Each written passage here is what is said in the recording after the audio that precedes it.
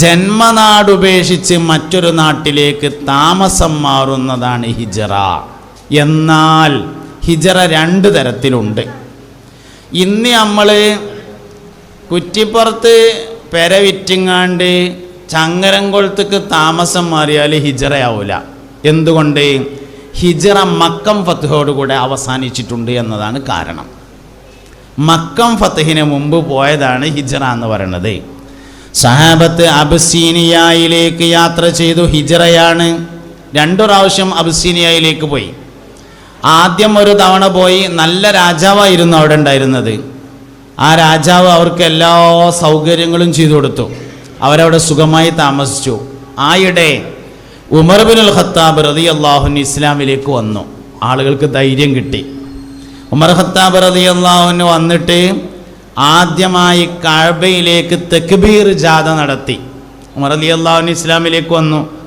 അങ്ങനെ നബി സല്ലല്ലാഹു അലൈഹി വസല്ലം തങ്ങളുടെ അടുത്ത് എന്നിട്ട് ചോദിച്ചു, നമ്മൾ പറയണത് സത്യമല്ലേ എന്ന് ചോദിച്ചു. എന്താ ഉമറെ സംശയം? സത്യം തന്നെയാണ് പറഞ്ഞു.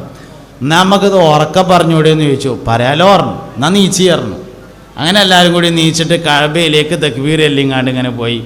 അപ്പം മുസ്ലിങ്ങൾക്ക് ധൈര്യം വന്നപ്പോൾ അബിസീനിയയിലേക്ക് പോയവരൊക്കെ തിരിച്ചു വന്നു.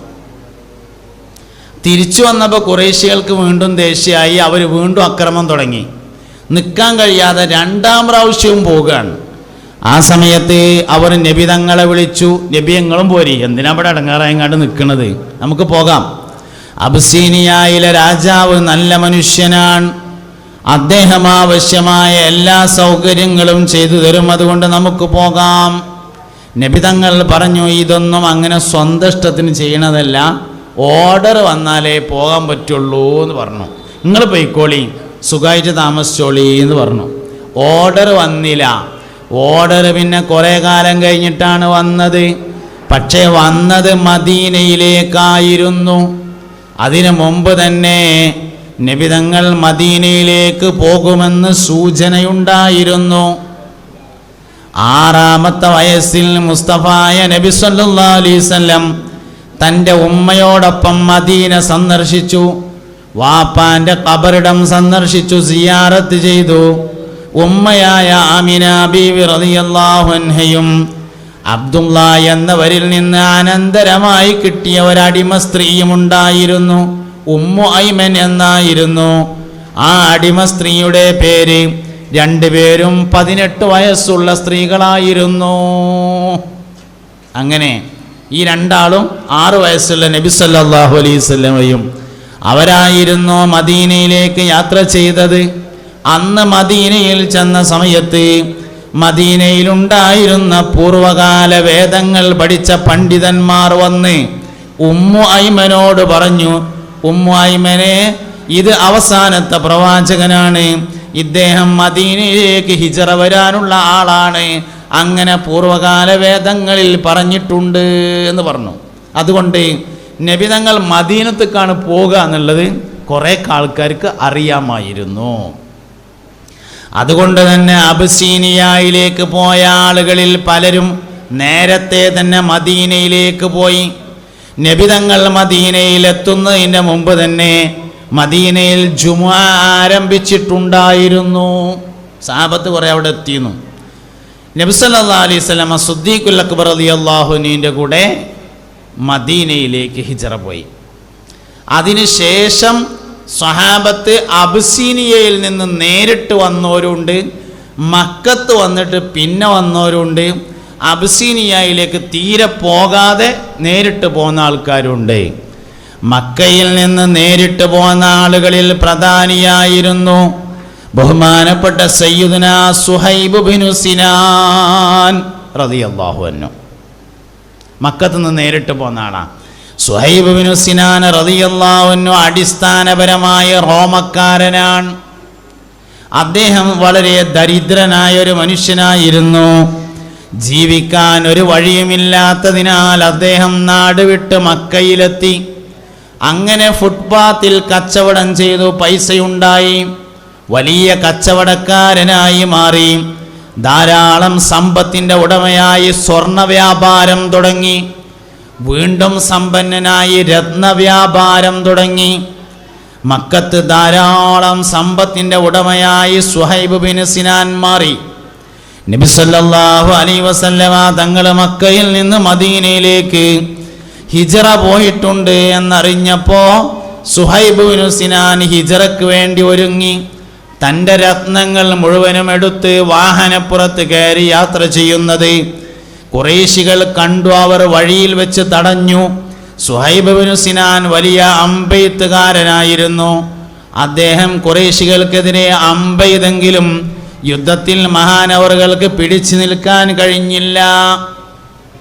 അവസാനം ഒരു മധ്യസ്ഥ ശ്രമം നടന്നു.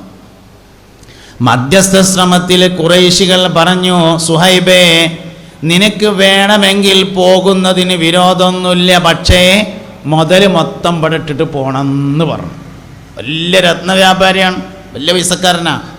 മുതൽ മൊത്തം പടിട്ട് പോകണമെന്ന് പറഞ്ഞു. തൻ്റെ ചെറിയ പ്രായം മുതൽ അധ്വാനിച്ചുണ്ടാക്കിയ മുതലാണത്. വാപ്പാൻ്റെ അനന്തരല്ല, ഫക്കീറായിട്ട് മക്കത്തേക്ക് വന്നതാണ്, റോമക്കാരനാണ്. നമ്മൾ പറയില്ല, ചോര നീരാക്കി അധ്വാനിച്ചുണ്ടാക്കിയ രത്നവ്യാപാരി. അങ്ങനെ സുഹൈബ് ബിൻ സിനാൻ റളിയല്ലാഹു അൻഹു ഹിജ്റയ്ക്ക് വേണ്ടി ഒരുങ്ങിയപ്പോൾ ഖുറൈശികൾ പ്രശ്നം ഉണ്ടാക്കി. കുറേ ആൾക്കാർ പോയിട്ടുണ്ട്, അത്ര പ്രശ്നമല്ല. കാരണം സുഹൈബ് പോയാൽ പൈസ മൊത്തം പോകും, മൂപ്പരത്താണ് പൈസ. അവസാനം മധ്യസ്ഥത വഹിച്ചു. മധ്യസ്ഥത എങ്ങനെയായിരുന്നു? പോണെങ്കിൽ പോകാം, പക്ഷേ സമ്പത്ത് മുഴുവൻ ഇവിടെ ഇട്ടേച്ചു കൊണ്ട് പോകണം എന്ന് മദ്യം പറയേണ്ട താമസം സുഹൈബ് ബിൻ സിനാൻ പറഞ്ഞു, ഇതടക്കണം നിങ്ങളെ പൈസ, ഞാൻ പോവുകയാണ് പോയി. സുഹൈബ് റളിയല്ലാഹു അൻഹു ഹിജ്റ വരുന്നുണ്ടെന്നറിഞ്ഞ നബി സല്ലല്ലാഹു അലൈഹി വസല്ലമ അദ്ദേഹത്തെ സ്വീകരിക്കാൻ മദീനത്തെ പള്ളിയിൽ സ്വഹാബത്തിനെയും കൂട്ടി കാത്തിരുന്നു. സുഹൈബ് റളിയല്ലാഹു അൻഹു വന്നപ്പോൾ നബി തങ്ങൾ എഴുന്നേറ്റ് നിന്ന് അണഞ്ഞുകൂട്ടി പിടിച്ചുകൊണ്ട് പറഞ്ഞു,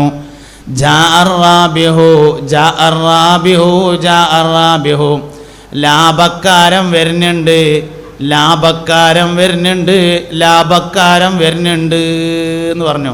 ഫക്കീറായിട്ടാണ് വരുന്നതേ, ഒറ്റ പൈസ ഇല്ല, കാൽ ചായക്ക് പൈസ ഇല്ലാതെ വരുന്നേ. മുത്തുനബി പറഞ്ഞു സല്ലല്ലാഹു അലൈഹി വസല്ലം, ജാഅറാബിഹു, ലാഭക്കാരൻ വരുന്നുണ്ട് എന്ന്. ഇതാണ് ഹിജ്റ എന്ന് പറഞ്ഞ സംഭവം.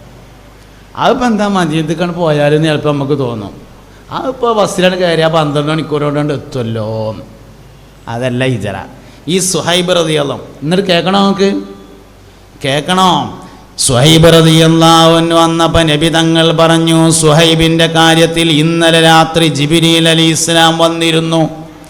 പരിശുദ്ധ ഖുർആൻ സൂറത്തുൽ ബഖറയിലെ 207-ാമത്തെ ആയത്ത്, എനിക്ക് ഇന്നലെ രാത്രി സുഹൈബിൻ്റെ കാര്യത്തിൽ സയ്യിദുനാ ജിബ്രീൽ അലൈഹിസ്സലാം ഓതി തന്നിട്ടുണ്ടായിരുന്നു. ബഹുമാനപ്പെട്ട മുത്തുനബിയുടെ കാലം കഴിഞ്ഞു, സിദ്ദീഖുൽ അക്ബർ റളിയല്ലാഹു അൻഹുവിൻ്റെ കാലം കഴിഞ്ഞു, ഉമർ ഇബ്നുൽ ഖത്താബ് റളിയല്ലാഹു അൻഹുവിൻ്റെ കാലം വന്നു. ഉമർ റളിയല്ലാഹു അൻഹു ഒരു മജൂസിയായ മനുഷ്യൻ്റെ കുത്തേറ്റുകൊണ്ട് മരണപ്പെട്ടു. നിസ്കരിക്കുമ്പോൾ ഉമർ റളിയല്ലാഹു അൻഹുവിനെ കുത്തിക്കൊല്ലാണല്ലോ, കുത്തി. ഉമർ റളിയല്ലാഹു അൻഹുവിന് കുത്തേറ്റ് വീണ് കിടന്നു. സയ്യിദുനാ ഉമർ ഇബ്നുൽ ഖത്താബ് റളിയല്ലാഹു അൻഹു വഫാത്തായപ്പോൾ ആരാണ് ഉമർ ഖത്താബിൻ്റെ മയ്യത്ത് നിസ്കരിക്കുക എന്ന ചർച്ച നടന്നു. സഹാബത്ത് ഒന്നടങ്കം പറഞ്ഞു, മയ്യത്ത് നിസ്കരിക്കാൻ ഇന്ന് ജീവിച്ചിരിപ്പുള്ളവരിൽ ഏറ്റവും യോഗ്യനായത് സുഹൈബ് ബിൻ സിനാനാണ്. ഉമർ റളിയല്ലാഹുവിൻ്റെ മയ്യത്ത് നിസ്കാരത്തിന് നേതൃത്വം കൊടുത്തത് ഈ സുഹൈബ് ബിൻ സിനാനാണ്. ഉമർ റളിയല്ലാഹുവിൻ്റെ പുന്നാര മകനായ അബ്ദുല്ലാഹിബ്നു ഉമർ റളിയല്ലാഹു അൻഹു ജീവിച്ചിരിപ്പുണ്ട്. അവകാശം മക്കൾക്ക് തന്നെ അണിച്ചിട്ട് പോലെ നിക്കരിച്ചോണം നിർബന്ധമൊന്നുമില്ല. കഴിഞ്ഞ വെള്ളിയാഴ്ച പ്രസംഗിച്ചപ്പോൾ ഞാൻ പറയണ്ടായി, അവകാശം മക്കൾക്കാണ് എന്ന് എഴുതിയിട്ട് രണ്ടാമത്തെ തക്ബീർ ഇട്ടിട്ട് ഇങ്ങനെ ഇനിയിപ്പോൾ എന്താ കാട്ടുന്ന അന്തം വിട്ട് നിൽക്കേണ്ട ആവശ്യമില്ല. ആ പള്ളിക്കത്തെ മുതൽ ഏൽപ്പിച്ചാൽ മതി, കുഴപ്പമൊന്നുമില്ല. അത് അവകാശം മക്കൾക്ക് തന്നെയാണ്, അതിൽ തർക്കമൊന്നുമില്ല. അത് കരുതിയിട്ട് ഇടങ്ങേറാവൊന്നും വേണ്ടല്ലോ സംഗതി. ഉമർ റളിയല്ലാഹു അൻഹു വഫാത്തായപ്പോൾ അബ്ദുല്ലാഹിബ്ൻ ഉമർ ഹയാത്തിലുണ്ട്. ആരാ അബ്ദുല്ലാഹിബ്ൻ ഉമർ? മുത്തബിഉസ്സുന്ന എന്ന പേരിൽ അറിയപ്പെട്ട ആളാണ് സയ്യിദുനാ അബ്ദുല്ലാഹിബ്ൻ ഉമർ റളിയല്ലാഹു അൻഹു. നബി സല്ലല്ലാഹു അലൈഹി വസല്ലമ തങ്ങളോടുള്ള ഇത്തിബായിൽ ചരിത്രത്തിൽ ഏറ്റവും അറിയപ്പെട്ട മനുഷ്യൻ അതാണ് സയ്യിദുനാ അബ്ദുല്ലാഹിബ്ൻ ഉമർ റളിയല്ലാഹു അൻഹു. ആ അബ്ദുല്ലാഹിബ്ൻ ഉമർ ജീവിച്ചിരിക്കെ ഉമർ ഇബ്നുൽ ഖത്താബ് റളിയല്ലാഹു അൻഹുവിന്റെ ജനാസ സംസ്കാരത്തിന് നേതൃത്വം കൊടുത്തത് സുഹൈബ് ഇബ്നു സിനാനാൻ. മഹാനവറുകൾ മുഹാജിറാണ്.